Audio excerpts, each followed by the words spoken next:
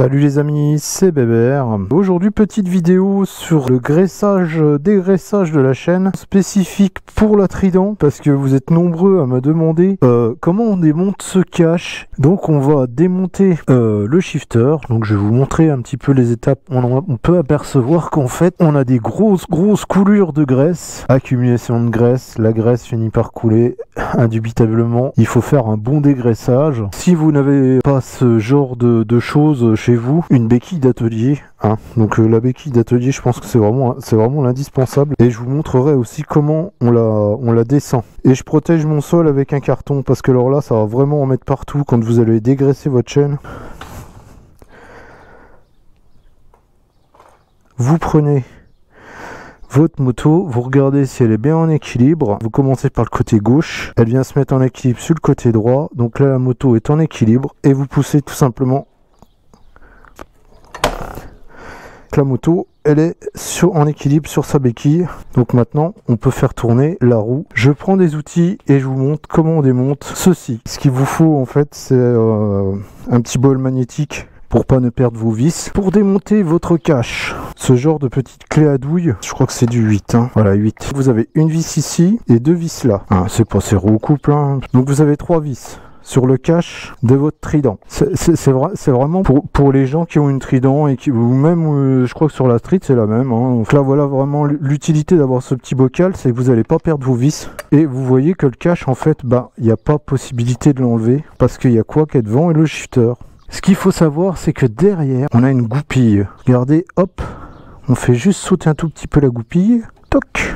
Donc là la goupille a sauté, non elle est là, donc vous la laissez bien dedans, parce que donc vous partez sur une clé de 12 et on a un contre-écrou derrière, clé de 12 devant, clé de 13 derrière, c'est un écrou frein, hein, sur votre sélecteur.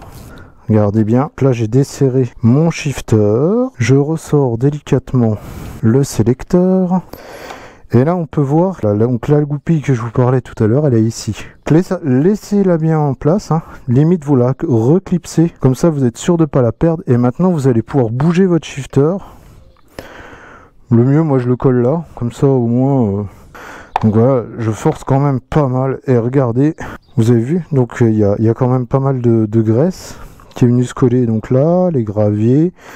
Et toute la graisse, voilà, vient se propulser ici, et voyez, elle vient couler partout. Vous allez vous armer de votre plus beau carton. Vous prenez votre dégraissant chaîne. Moi, j'utilise ça, VD40 nettoyant chaîne. La vis, hop, on y va franco. Regardez tout ce qui coule là. Vous venez dégraisser complètement toute cette zone.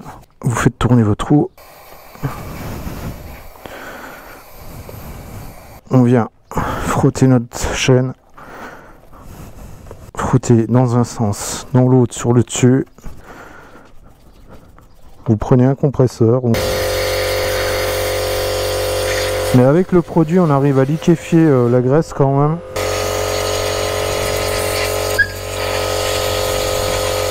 Et on y va franco, hein.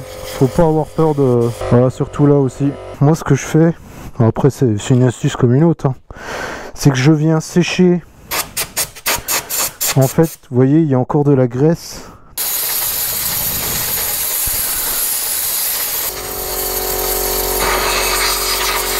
Et quand je commence à plus y avoir de graisse, là j'arrête, et là avec un chiffon, je vais venir finir de sécher ma chaîne sur les deux faces. Voilà, on a une jolie chaîne qui est brillante, on n'a plus de résidus de graisse. On va bien sécher notre chaîne avec un chiffon. Moi je l'ai fait au compresseur pour gagner un petit peu plus de temps de séchage. Et là maintenant c'est là où il va falloir être vigilant. Ces gaines là, il va pas falloir venir les pincer, mais vraiment venir les glisser. Donc c'est là où c'est très important. On recommence par l'arrière. Donc il faut faire très attention à cette gaine là. Et aux 3 autres évidemment. De pas les pincer quand vous allez remettre votre cache. Là elle est pas pincée, celle-là non plus. Voilà, donc normalement vous avez ce résultat là, hein. Ça doit être parfaitement libre de mouvement. Vous voyez, si vous avez comprimé vos gaines, vous risquez de les pincer, vous risquez de les couper. Je replace mes 3 petits boulons avec ma petite clé à douille de 8. Mais le travail est loin d'être fini. On contrôle que les gaines ne soient pas pincées. Je viens remettre le shifter, je vous remonte. Donc ici on a cette petite goupille.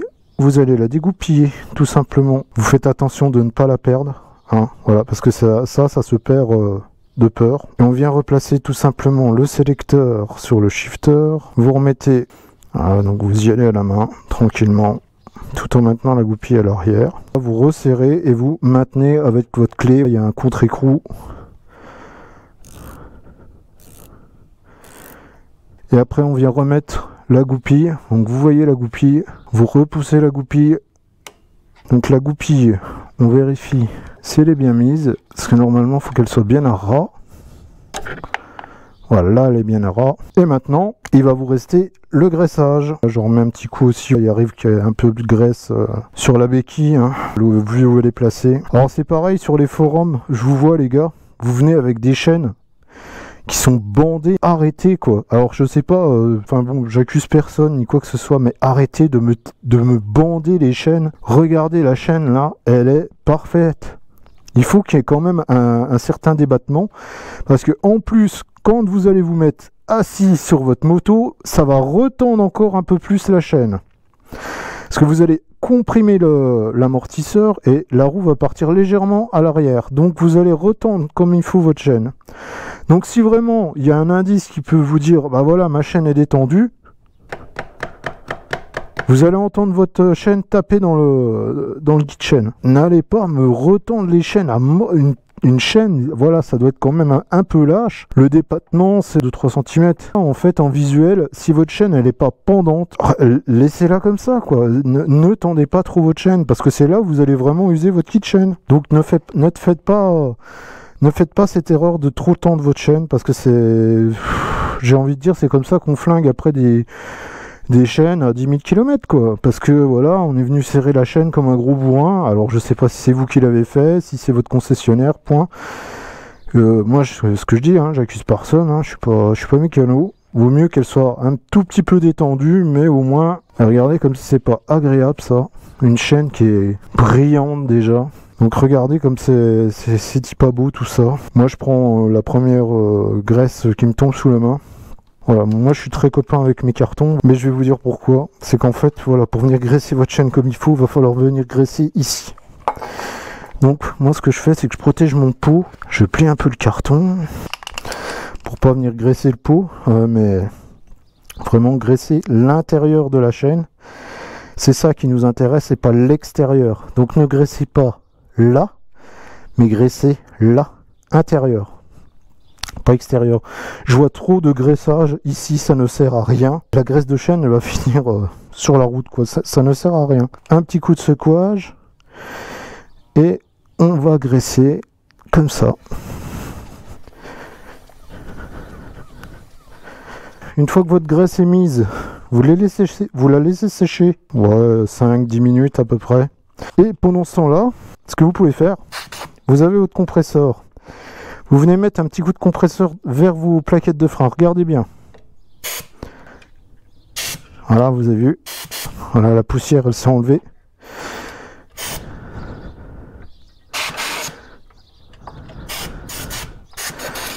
Le graissage est fini. Donc maintenant, on va faire un petit check-up de la moto. On va vérifier les plaquettes, vérifier l'usure des plaquettes. Enfin voilà, on va faire un petit contrôle visuel hein, de la machine. Donc on vient regarder par ici, par où ça se passe. Donc là, le disque, voilà, il a de l'épaisseur. Les plaquettes, c'est pareil. Elles ont encore de l'épaisseur, donc ça va.